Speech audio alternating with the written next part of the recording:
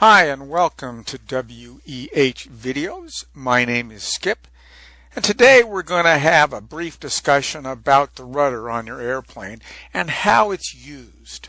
Before we start, I want to give you some of my definitions here. First off, crab. That is the turning of the aircraft into a crosswind in order to maintain a specific heading. And this is not normally done by using the rudder, by the way. Relative wind, I loosely defined here as wind in the opposite direction of aircraft movement. In flight, if you could put your hand out the window, you would feel the relative wind coming right at you. Next, we have coordinated flight. This is where there is no side slip in flight. In a turn, there is no feeling of slipping sideways in your seat as you would in a car in a hard turn. In coordinated flight, your weight is felt straight down into your seat. The airplane is in line with the relative wind. Now, uncoordinated flight is a situation where the airplane is not in line with the relative wind, and the side of the airplane has moved into the relative wind. Now, this is not necessarily a bad thing, by the way. You will find that there are situations where you will want to put your airplane in uncoordinated flight, and we'll take a look at that in the video later on. The rudder is located right here on the vertical stabilizer and is used primarily in landings and turning in a normal flight, but that's not all. You use the rudder to keep the airplane's fuselage in line with your flight path during turns. And in landings, rudders allow you to align the airplane up with the runway when landing in a crosswind, which most of the time you will be landing in some sort of crosswind. So, I hope you have rudder pedals for your sim. If not, I strongly suggest you do whatever you can to get rudder pedals, because it's very difficult to fly without them, and you're really missing out. You'll never ever get an accurate feel for flying without rudder pedals. I consider them a must-have item. Alright, we'll start our discussion on the rudders in a landing situation. First, let's look at a landing scenario where the wind is coming right down the runway, right at us. So we really don't need to do much in this situation. We just line up with the runway and land. And you can do this without having to use the rudders too much. But in a crosswind situation where the wind is coming from our right, the landing becomes more difficult, and the harder the winds are blowing, the more difficult the landing. So we're going to see two ways to handle this situation to line up the airplane with the runway. First, we must crab the airplane to the right to keep flying towards the runway. And then just before touchdown, we'll use the rudders to align the fuselage with the runway. So that's our first scenario we're going to take a look at. Alright, we're coming in for a landing at San Carlos Airport in Northern California, just a few miles south of San Francisco. Now you'll notice that the airplane is pointed out in this direction, but we're flying right towards the runway. Let me trim this a little bit. And we have to keep this crab going so we stay lined up with the runway. Now when we get down to the runway, we're going to have to straighten the airplane out, otherwise we're going to tear up the landing gear or crash, even worse. So let's slow down here a little bit. And we're also going to have to tip the wings to the right. This is a pretty strong crosswind I have here. It's at least 10 knots, I think. So I'm crabbing over. And as soon as we get down to the runway, I'm going to straighten the airplane out, line it up with the runway using the rudder. So you can see I'm almost down, almost down. Now I'm going to start to crab and actually tip that right wing down a little bit to keep it flying straight. And it's okay to land on one wheel in a strong crosswind. That happens all the time. And there you have it.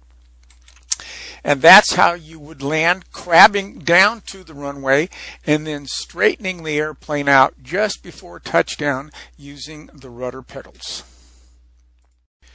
All right, scenario number 2. We are going to straighten up the airplane a little farther out using the rudder instead of waiting for the last minute.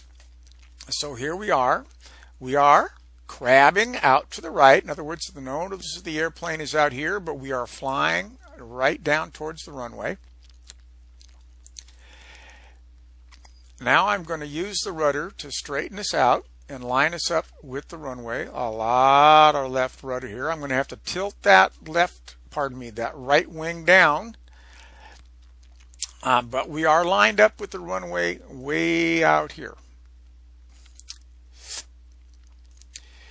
Now with this strong crosswind, which is really strong for a Cessna, maximum crosswind for Cessna is 15 knots and we're a little over 10. So we're going to land on one wheel, which is perfectly fine. A little scary, but it's fine. But we've been lined up for quite a while now, so we just got to get that one wing down and level it off, and boom, there you have it. So there are the 2 different ways you can land using the rudder in a strong crosswind. So get on out there and give these a try and just kind of determine which one you like the best. I think actually it's a little easier to straighten out at the last minute. You may find it the other way is a little easier for you, so give it a try. All right, now we're going to take a look at using the rudder in turns. And you'll notice right here we have our little turn coordinator, and you can see the little ball right here in between these 2 lines. This is your turn coordinator. And when you turn, you want to keep that little ball right there between the lines. So to give you an example, I'm going to make a pretty hard left turn and watch that little ball slide over a little bit. So now I have to add some left rudder to center that ball back up. I know it's slight. It's just a little bit of a movement, but it makes a huge difference if you've got passengers. So we're going to straighten back up now, and we'll let up on that rudder. And now I don't have any rudder pedal going at all. And let's just do it to the right also. So I'm going to make a 30-degree turn to the right. You'll notice that little ball slides off. I add some right rudder to bring that ball back to center, and now I'm in coordinated flight again. So that's where you use the rudder in turns. And in the simulator, you're not going to notice this at all. It really, if you're not looking at the ball, you won't even care. But in a real airplane, it makes a difference. So again, this is your turn coordinator. You want the little ball centered. When you make a turn, you want to use left rudder when you're making a left turn to center that ball. This keeps your airplane in coordinated flight, which means you have a good performance, you have better lift and everything. That's just where you want it all the time. So that's how you use it in turns. So here's another situation where you can use your rudder to help you get down quickly. As you can see here, we're coming in for a landing, but we're too high and we want to get down quickly. Now we can't push the nose down. That'll just give us too much speed. We're already a little fast and we're pretty close to the airport. So what we'll do is dirty up the airplane, so to speak. We'll apply left rudder, but then we will turn to the right to maintain our course. And you will watch, right now we're just about 250 feet per minute on a descent. Watch this needle as I dirty up the airplane by applying the left rudder and turning to the right. All right, I'm applying the left rudder and I'm turning to the right a little dramatically, but as you can see, we drop down to 1,000 feet per minute there, and we're coming down pretty darn fast. Watch the lights change, and we've got a pretty good approach coming now. We're going to let up on the rudder, and now we can make a normal landing. We were able to get down pretty quick to get ourselves in a good position to land. Still got a pretty strong crosswind here. Let me just sneak over here. Well, we don't need to land the airplane. You get the idea. So that's it on my little discussion on using the rudder. I hope this helped you some and encourages you to get yourself rudder pedals if you don't have them. You'll find that you're going to have a lot more fun with them than without.